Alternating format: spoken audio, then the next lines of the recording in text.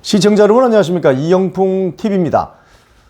192석의 거대 야당, 이제 곧 22대 국회가 개원을 하게 되면 우리나라 정치가 어떻게 어떤 위기 속으로, 경랑의 위기 속으로 빠져들어갈까 많이 우려하시는 분들이 계시는데요. 지금 최근 언론 보도되는 것을 보면 민주당은 민주당대로, 조국당은 조국당대로, 윤석열 대통령을 탄핵하라는 제야의 목소리까지 개헌을 해야 된다, 임기를 단축해야 된다, 여러 가지 이야기가 나오고 있습니다.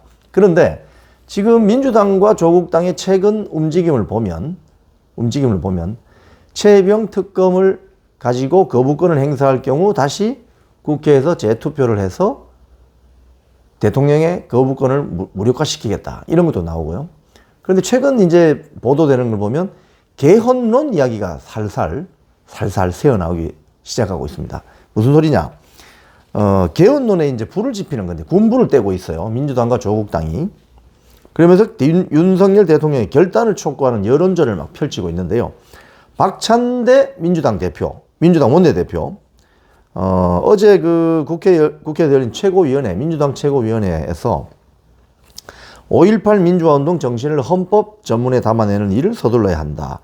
윤 대통령도 약속했던 바이고 국민의힘 지도부도 여러 차례 동의했던 만큼 더 이상 이루지 말고 22대 국회에서 처리할 수 있도록 속도를 내야 된다.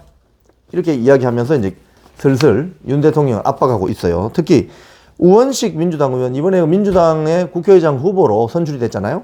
뭐라고 하냐면 개헌을 해야 된다. 권력구조의 개편, 삼권 분립을 확실히 하는 내용 등을 담은 개헌을 아주 중요한 과제로 삼을 것이다. 자기가 국회의장 방망이 들고 두들기겠다는 이 말이죠. 그리고 같은 당 윤호중 의원은 대통령의 당적을 없애고 거부권 행사를 제한하는 내용이 담긴 원포인트 개헌도 필요하다, 이렇게 이야기를 했어요. 자, 여기에 보면은 결국 이 개헌론을 끄집어내는 이유가 뭐냐는 거예요. 개헌을 하기 위한 것이 아니라 결국 지금 대충 윤곽이 드러나는 최종 타깃은 윤석열 대통령의 임기를 단축시켜야 되겠다, 이거 아니겠습니까? 탄핵한다, 개헌한다, 이건 겉으로 포장된 어떤 정치적인 술사일 뿐이고, 실제로는 윤석열 대통령의 임기를 단축시켜야 되겠다. 몇 년을 단축시킨다? 2년 뒤 지방선거까지만 대통령 임기를 하고 국민투표를 해서 4년 중임제로 가야 되겠다, 이런 속셈이 있는 거죠. 이렇게 보여집니다. 그런데 여기에 이제 조국당이 노골적으로 이제 이렇게 들이대고 있습니다. 윤 대통령의 임기부터 단축하는 이른바 제7공화국 개헌을 제안했대요. 조국 대표는 국회 소통관에서 기자회견을 열어서, 이거 어제입니다, 대통령이 명예롭게 자신의 임기 단축에 동의하고 우리가 말하는 개헌에 동의한다면 지금까지의 국정 운영 실패, 무능, 무책임에도 불구하고 대한민국 헌법을 바꿨다는 점에서 기여한 대통령으로 역사에 남을 것이다. 완전히 이거는 거의 그 협박성에 가까운 발언이죠. 그래, 그러니까 임기를 1년 단축시켜라. 지금 2년 대통령 임기 했고 나머지 2년 하고 다음 지방선거 할 때 같이 대통령 선거도 같이 하면 지난 2년간 잘못한 걸 봐줄게, 이런 뉘앙스죠. 아주 고약합니다, 발언이. 자, 그래서 조국 대표는 현재 대통령 5년 단임제를 4년 중임제로 바꾸자. 대선과 지방선거 시기를 맞춰서 전국 단위선거 횟수를 줄이면 국력 낭비도 막을 수 있다. 개헌에 부칙 조항을 둬서 현직 대통령 재임 기간을 조정할 수도 있을 것이다. 그래서 22대 국회가 열리면 개헌 특위를 설치하자, 이런 이야기도 했습니다. 그런데 이제 추경호 국민의힘 원내대표는 여기에 대해서 대통령이 거부권을 제한한다는 것은 헌법을 부정하는 발상이다. 국민의힘은 결단코 받아들일 수 없다. 자, 그런데 이 개헌을 하려면 시청자 여러분, 국민투표를 해야 됩니다, 결국은. 자, 그래서 이게 이제 실제로는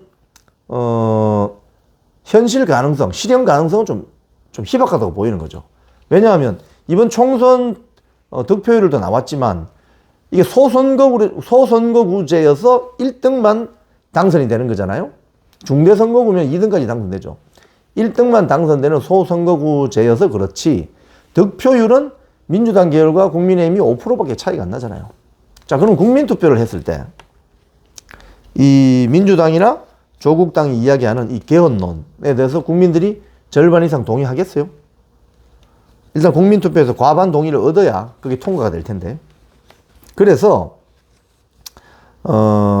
지금 민주당이나 조국당이 이런 프로파간다를 하는 이유는 그럼 뭐냐는 거죠.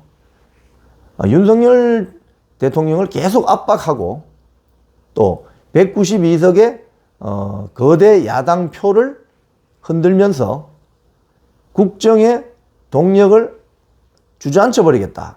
이런 어떤 정치적인 술수로 보이는 거죠. 실제로 뭐 개헌 국민투표 통과하겠습니까? 통과하기 힘들죠, 그죠? 그런 측면도 본인들도 알고 있을 거예요. 힘들다는 것을. 하지만 개헌해야 된다.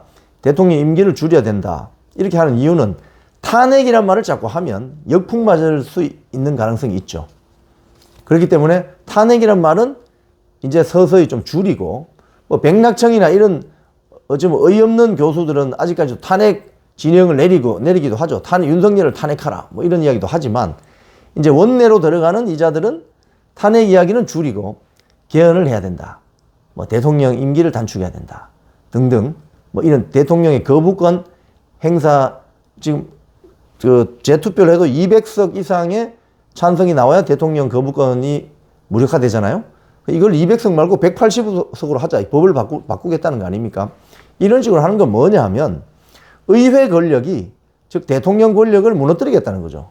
그러면 우리나라가 어떻게 되겠습니까? 우리나라는 대통령 중심 국가인데 의회 권력이 대통령 권력을 무너뜨려버리면 난장판이 되겠죠.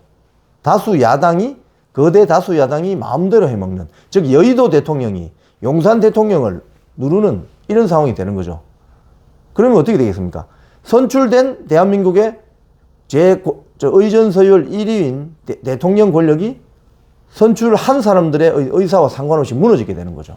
그건 탄핵보다 더 골치 아픈 일이 벌어질 수 있고 국정 난맥과 우리나라가 어디로 갈지 표류하게 되는 그런 상황이 되는 거죠. 그런 측면에서 지금 민주당과 조국당이 살살 군부를 떼고 있는 개헌론은 예의주시하면서 지켜봐야 되고, 이게 과연 정도가 넘어설 때는 전 국민적인 저항도 만만치 않게 대두될 것으로 예상이 됩니다. 지금까지 이영풍 TV였습니다.